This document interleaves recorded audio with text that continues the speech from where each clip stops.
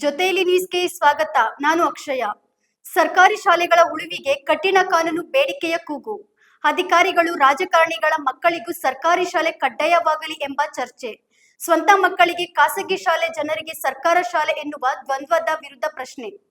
ಕನ್ನಡ ಶಾಲೆಗಳ ಉಳಿವಿಗೆ ಸಮಾನ ಶಿಕ್ಷಣ ವ್ಯವಸ್ಥೆ ಆಗ್ರಹ. ಜನಸಾಮಾನ್ಯರಲ್ಲಿ ಚರ್ಚೆಗೆ ಕಾರಣವಾದ ಹೊಸ ಬೇಡಿಕೆ. MLA ಮಕ್ಕಳು ಗೌರ್ಮೆಂಟ್ ಸ್ಕೂಲಲ್ಲಿ ಸೇರಿಸಿದ್ರೆ, IAS ಅಧಿಕಾರಿಗಳ ಮಕ್ಕಳನ್ನ ಗೌರ್ಮೆಂಟ್ ಸ್ಕೂಲಲ್ಲಿ ಸೇರಿಸಿದ್ರೆ ಜನಸಾಮಾನ್ಯರು ಸೇರಿಸ್ತಾರೋ ಇಲ್ವೋ? ಸೇರಿಸ್ತಾರೆ. ಈಗೆಲ್ಲ ಅವ್ರ ಮಕ್ಕಳು ಅಲ್ಲಿ ಹೋಗ್ತಾ ಇದಾರೆ ಅಂದ್ಬಿಟ್ಟು ಇವರೆಲ್ಲ ಸೇರಿಸ್ತಾ ಇದ್ದಾರೆ. ಮುಂದೊಂದು ದಿನ ಸರ್ಕಾರ ಒಂದು ನಿಯಮ ಮಾಡಿದ್ರೆ MLA ಶಾಸಕರ ಮಕ್ಕಳು ಸರ್ಕಾರಿ ಶಾಲೆ ಓದಬೇಕು, ಸರ್ಕಾರಿ ಅಧಿಕಾರಿಗಳ ಮಕ್ಕಳು ಸರ್ಕಾರಿ ಶಾಲೆ ಓದಬೇಕು ಅಂತ ನಿಯಮ ಮಾಡಿದ್ರೆ ಜನಸಾಮಾನ್ಯರು ಸೇರಿಸ್ತಾರೋ ಇಲ್ವೋ?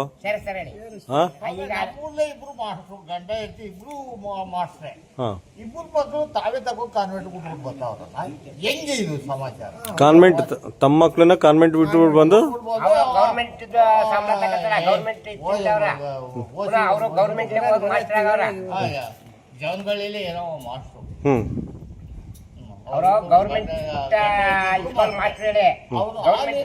ಗೌರ್ಮೆಂಟ್ ಸ್ಕೂಲ್ ಓದಿ ಗೌರ್ಮೆಂಟ್ ಸ್ಕೂಲ್ ಮಾಸ್ಟರ್ ಆಗಿ ಆ ಗೌರ್ಮೆಂಟ್ ದುಡ್ಡನ್ನೇ ತಿಂತವ್ರ.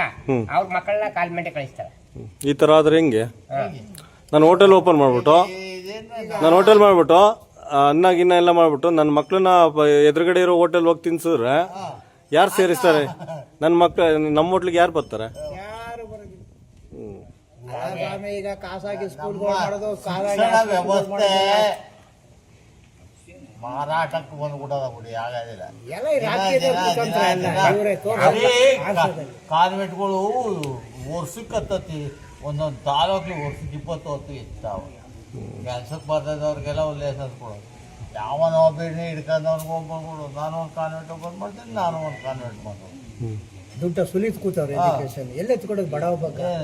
ಈಗ ಇದು ಯಾರ್ದೋ ಇಲ್ಲಿ ಒಂದು ಕಾನ್ವೆಂಟ್ ನಿಂತೋಗಿದ್ದಂತಲ್ಲ, ಅದ ಈಗ ನಮ್ಮ ಉಮೇಶ್ ರಿಟೈರ್ಡ್ ಆಗೈತಂತಲ್ಲ, ಅವ್ರು ನಡೆಸಿಲ್ಲ ಅಂತ. ಈಗ ಗೌರ್ಮೆಂಟ್ ಸ್ಕೂಲಲ್ಲಿ ಟೀಚರು ಅಲ್ಲಿ ಹೋಗ್ರೆ ಇದು ಮಾಡ್ತಾರಾ? ಸ್ಟಾಫ್ ನರ್ಸ್ ಆಗಿದ್ರು, ಅವ್ರು ರಿಟೈರ್ಡ್ ಆಯ್ತು. ಅವ್ರಿಗೆ ಯಾರೋ ರೆಡಿ ಮಾಡಿದ್ದು ನಿಲ್ಸ್ಬಿಟ್ಟಿದ್ರಂತ. ಅದನ್ನ ಈಗ ಅವ್ ತಗೊಂಡು ಏನಕ್ಕೆ ಏನಾದ್ರು ದುಡ್ಡು ಐತೆ, ಪ್ರೈವೇಟ್ ಸ್ಕೂಲಲ್ಲಿ ದುಡ್ಡು ಐತೆ, ಬಿಸ್ನೆಸ್ ಸೆಂಟ್ರು. ಈಗ ದುಡ್ಡು ಹಾಕ್ಬಿಟ್ಟು ದುಡ್ಡು ತೆಗಿಯೋ ATM ಆಗ್ಬಿಟ್ಟೈತೆ ಅದು. ನೋಡಪ್ಪ, ಇವತ್ತು ನನ್ನ ತಂಗಿ ಮಗಳಿಗೆ ಎಂತ ಕಾನ್ವೆಂಟ್ ಅಲ್ಲಿ ಪಂಚಳ್ಳಿ ಮೊನ್ನೆ 22,000 ರೂಪಾಯಿ ಕೊಟ್ಟಿರ್ಬೋದ್ರಿ. ಈಗ ಅಡ್ಮಿಷನ್ 30,000 ಕಟ್ಬೇಕಂತ. 22 ಕಟ್ಬಿಟ್ಟು ಅಡ್ಮಿಷನ್ ಮಾಡ್ಬಿಟ್ಟು ಬಂದವ್ರು.